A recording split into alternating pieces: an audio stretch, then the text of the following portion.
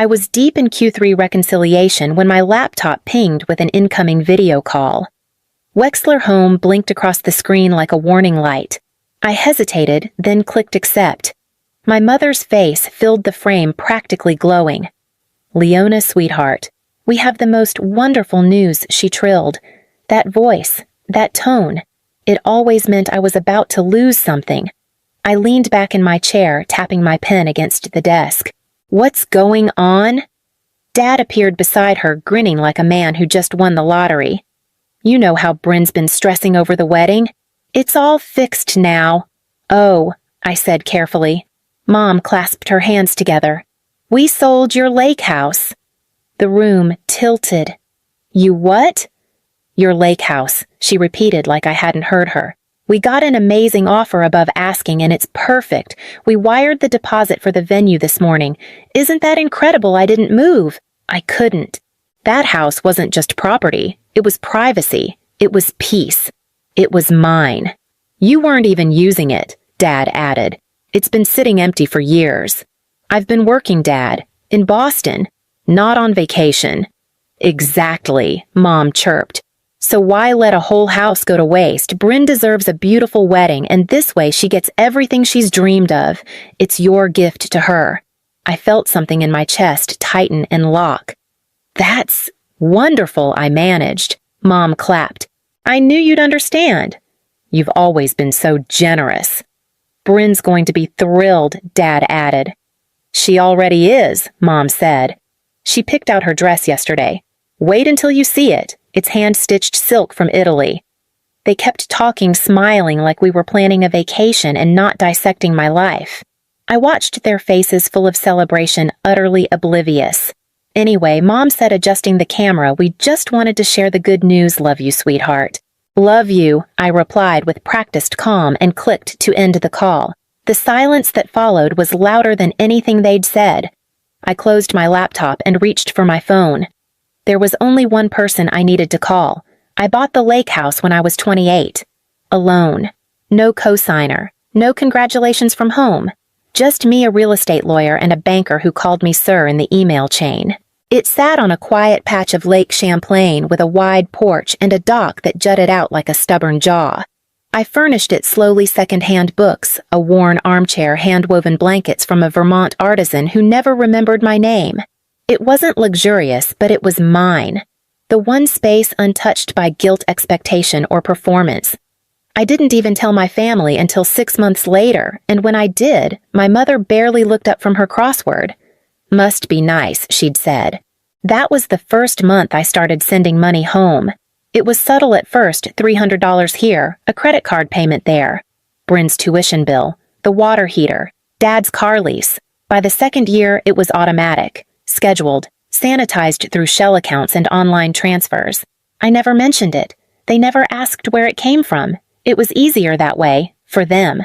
At some point, I stopped counting. I stopped visiting the house, too. It hurt less to imagine it pristine and untouched than to return and find it filled with other people's needs. But one thing I hadn't forgotten, couldn't forget, was what I'd done 18 months after closing. I moved the deed under a holding company I set up during grad school, Wexmont Holdings. It was dormant until I gave it a purpose. No one else knew, not even Natalie. I didn't do it because I expected them to steal from me. I did it because deep down I knew they might. I pulled out my laptop and opened the encrypted drive. Everything was there, the original deed, the transfer paperwork, the tax filings. A quiet insurance policy hidden in plain sight. Then I called Natalie. Natalie picked up on the second ring. "Leona, wow." "It's been a minute. I need a favor," I said. "Something legal. Something big." She didn't miss a beat. "I'm listening. I think my parents just sold a house they didn't own." There was a pause. "Come again," I explained everything how they'd called that morning, beaming like they'd won the lottery, proudly announcing they'd sold my lake house to pay for Bryn's wedding. How they talked about it like I should be proud. "And here's the thing," I added, opening the PDF on my screen. "They didn't sell my house.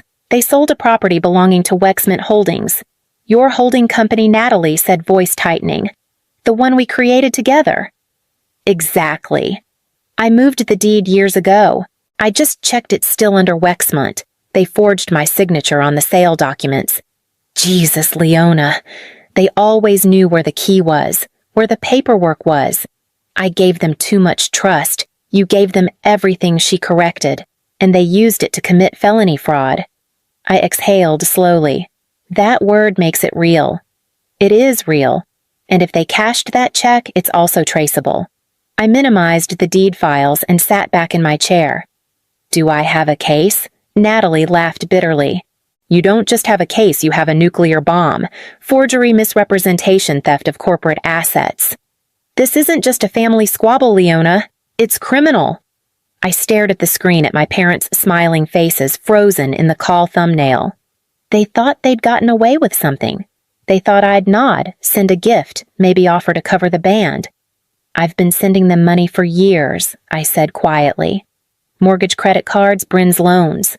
I didn't want recognition. I just didn't want them to drown. Natalie's tone softened. And they turned around and dragged you under anyway. I should have cut them off. You tried. You bought yourself an island. They just paddled out after you. I didn't respond. I was already drafting the paperwork. My hand didn't shake. Not this time. Let me guess, Natalie said. You're not calling to vent. No, I said. I'm calling to fight. The template was already in Natalie's files. We modified it, swapped names, dates, property ID, then ran it through Wexmont's counsel for formal review. Within 48 hours, a foreclosure notice was prepped, notarized, and sent to my parents' front door via certified mail. No threats, no explanations.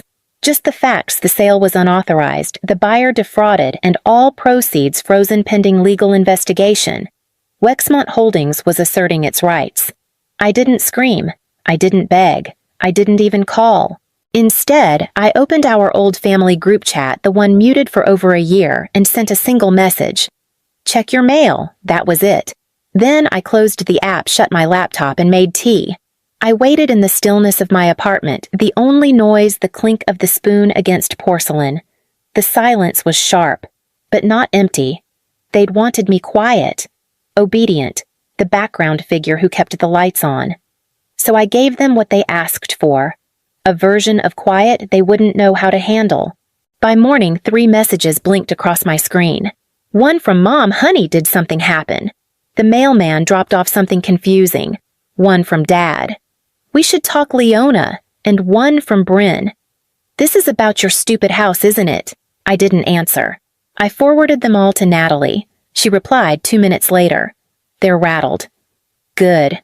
I put my phone face down on the table and looked out at the gray Boston skyline. I hadn't won yet, but something had shifted. For once, I wasn't the one waiting to be forgiven. I wasn't the one cleaning up someone else's mess. This time, they were going to feel what it was like to stand in a storm they couldn't see coming. The first email from Destiny landed at 6:42 a.m. Subject: urgent payment issues. Gilmore wedding. She was polite at first, almost apologetic. Hi, Leona. I'm following up regarding several bounced payments connected to the upcoming event. The venue has requested immediate confirmation, and the florist is asking for a new deposit. Can someone from your family give me a call? I didn't reply. By noon, there were 5 more. The tone shifted. Desperation bled through the sentences. The band is demanding cash up front. The Grand Vista says they're releasing your date if they don't hear back in 48 hours. Please advise ASAP. I screenshotted each message and forwarded them to Natalie. She responded with a single thumbs up. Meanwhile, Bryn was posting bridal selfies like nothing was wrong. Her Instagram was a wedding countdown in soft pastels, lace robes, manicured hands, champagne flutes balanced on pedicured toes. Final fitting before the big day, can't wait to marry my prince, blessed and glowing. The comments were full of heart emojis and goals. None of her followers knew the checks were bouncing or that the string quartet hadn't confirmed. The illusion held for now. But I could see the cracks forming.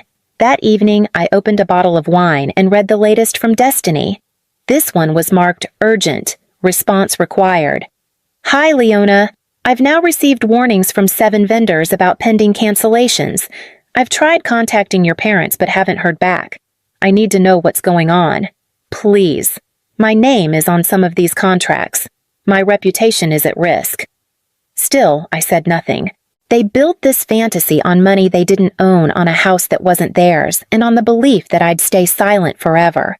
But silence doesn't mean surrender. I poured another glass and opened the file Natalie had sent the official injunction paperwork prepped for filing in the morning. This was no longer a warning. It was the beginning of the collapse. By 9:15 a.m., Natalie had filed the injunction. The court clerk confirmed receipt. The judge assigned to our case had a reputation for efficiency, and within hours, a temporary restraining order was issued. The sale was frozen. All funds flagged for fraud investigation.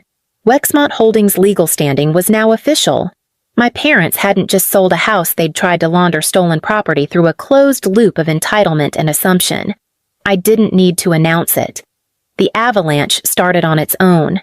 By late afternoon, my phone began to buzz. The family group chat, silent for months, lit up like a flare. "Mom, honey, there's some issue with the bank. Can you check Dad, Leona? We're getting strange calls from the title company." "Bryn, what did you do?" I didn't reply. Then came the phone calls. 10 missed calls in under 30 minutes. I muted the thread and set my phone face down on the counter. Let them spiral. Let them guess. I opened my laptop to an email from the escrow officer CCing my attorney. "All disbursements have been placed on hold pending legal review." Another message followed minutes later from the buyer's real estate agent. "Please contact us immediately to clarify the ownership structure. Our client is extremely concerned." I took a long sip of coffee and refreshed Destiny's inbox. A new subject line had appeared. "Help. I'm losing control of the wedding." She had no idea just how much worse it was about to get. I didn't enjoy watching things fall apart, not in the way Bryn would have had it been reversed, but there was a quiet, brutal satisfaction in letting cause meet effect. They'd acted without asking, without checking, without once considering that I might not just lie down and take it. Now, the money was locked, the timeline was wrecked, and every call they made bounced off the same wall, my silence. I closed every tab, but one, the live status of the restraining order. Active, it read. Natalie texted, "They're going to feel this by morning." I didn't answer. I just watched. The call came just after midnight. I didn't recognize the number, but I answered anyway. A part of me wanted to hear how far they'd fallen. "Leona." My mother's voice was hoarse, almost unrecognizable. "Sweetheart, please don't hang up." I didn't say anything. Dad's voice came next, brittle, but still trying for calm. "We just need to talk. There's been some confusion. Something with the bank." "You mean the fraud investigation," I said. "That confusion." A silence stretched. "Leona, we didn't know," Mom whispered. "We thought." "You thought what?" My voice didn't rise. It didn't need to. That the house was just sitting there waiting for you to sell, that you were entitled to something you never earned. "We needed the money," she said, almost childlike. "Bryn's wedding. You've had money I cut in. $800 a month for 4 years, paid your mortgage, covered your credit cards, car payments, half of Bryn's tuition." More silence. "I thought it was," from a relative, Dad murmured. "It was," I said, "the one you raised, the one you taught to be useful, not loved." Mom started crying, loud, hiccuping sobs. "We didn't know it was you." "No, you didn't want to know. Because if you knew, you'd have to feel guilty about how easy it was to take." "We were just trying to keep things afloat," Dad said. "You're doing so well, and that's why you thought I wouldn't notice when you stole from me." "Don't say that," Mom cried. "We're family." "No," I said softly. "You didn't raise a daughter. You raised a safety net." There was no yelling on the other end. No excuses left. "I was your guardian angel," I said. "And you stole from her." I hung up. Not because I was angry, but because there was nothing else left to say. My phone lit up again seconds later. I powered it off and sat in the dark, the only sound in the room my own breath. They weren't calling to make it right. They were calling because they finally realized what it meant to lose me. The headline hit the local news 2 days before the hearing. Bride's family accused of real estate fraud to fund a $120K wedding. I didn't leak it, but I didn't stop it either. Destiny the planner gave a statement to the press, tearful, angry, said she'd been misled, that she was left with thousands in vendor losses and a ruined reputation. The comments were brutal. The sympathy wasn't with Bryn. In court, the prosecutor laid out everything: the forged signatures, the illegal sale, the financial trail tracing back to Wexmont Holdings. They called me to the stand first. I spoke plainly.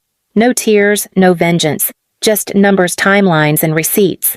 My parents sat at the defense table, stiff and pale. Their lawyer didn't say much. There wasn't much to say. Then Bryn took the stand. She lasted 3 minutes before unraveling. "She's jealous," she shouted, pointing at me. "She's always been jealous." She couldn't stand that it was my turn to be happy. "Miss Wexler," the judge warned, "she doesn't want a family. She just wants to ruin everything." Security was already moving before the judge gave the order. They escorted her out as she kicked over her chair. The room was silent again. The judge turned to my parents. "Mr. and Mrs. Wexler, you didn't just violate the law. You violated trust. You didn't ask. You didn't warn. You forged your daughter's name and treated her property like a family ATM." Mom's lip trembled. Dad just stared at the floor. "When you forged her name," the judge said coldly, "you forfeited the right to call yourself her family." The gavel came down. Charges were filed. Sentencing would follow. Outside, cameras waited. I said nothing. Just kept walking past reporters, past flashbulbs, past to the courthouse steps. I didn't feel triumphant, but I felt finished. The lake house looked exactly the same. Same chipped white shutters, same creaky porch step, same wind chimes my mother once bought on a roadside trip and forgot about the next day, but it didn't feel like mine anymore. I walked through each room slowly. The furniture was just as I'd left it, intact, untouched. But something in the air had shifted. It smelled like memory, not home. Every corner held a ghost of something that used to comfort me. Now it just reminded me how easily comfort can be turned against you. I paused by the bookshelf, fingers tracing the spine of a novel I'd reread during one long winter break. I used to dream in this house, plan futures, breathe freely. Then I thought about the call, the one where they told me it was gone, like it had never mattered. I sat on the edge of the bed and looked out over the lake, still as glass. It had been my sanctuary, my proof that I could build something without them. Now it was just a box full of someone else's assumptions. I stood, pulled the keyring from my pocket, and walked back to the kitchen. There was no dramatic gesture, no slam. I simply placed the keys on the counter, a quiet exit from a place that no longer needed me and that I no longer needed. I closed the door behind me and didn't look back. Back in Boston, I sat on the floor of my apartment and opened my contacts. One by one, I deleted them. Mom, Dad, Bryn, every cousin who sent guilt-laced messages about keeping the family together. It didn't sting. It felt like cleaning. Then I opened a new account at a small credit union no one in my past had access to. No joint permissions, no auto transfers, just mine. When the call came, I almost let it go to voicemail, but I answered. "This is Detective Rowe," the voice said. "I thought you'd want to know your case is leading to others. We've had 3 more adult children report financial abuse since your hearing. They saw your story." For a moment, I didn't speak. Then I said, "Good. Sometimes it takes one person being willing to burn the whole thing down." "I didn't burn it," I said. "They did. I just stopped shielding them from the smoke." He paused, then thanked me and hung up. I stared at the screen a little longer, then shut it off. That night, I packed a small bag. I didn't tell anyone where I was going. No one needed to know. The only destination that mattered was somewhere they couldn't follow. At sunrise, I boarded a train headed north. I didn't have an address, just an idea. The trees blurred past the window, and for the first time in years, I wasn't calculating anyone else's needs. I wasn't checking my balance to cover someone else's mistake. The phone in my lap didn't buzz once. No one knew where I was. No one expected anything. And for the first time in my life, that silence didn't feel like exile. It felt like freedom.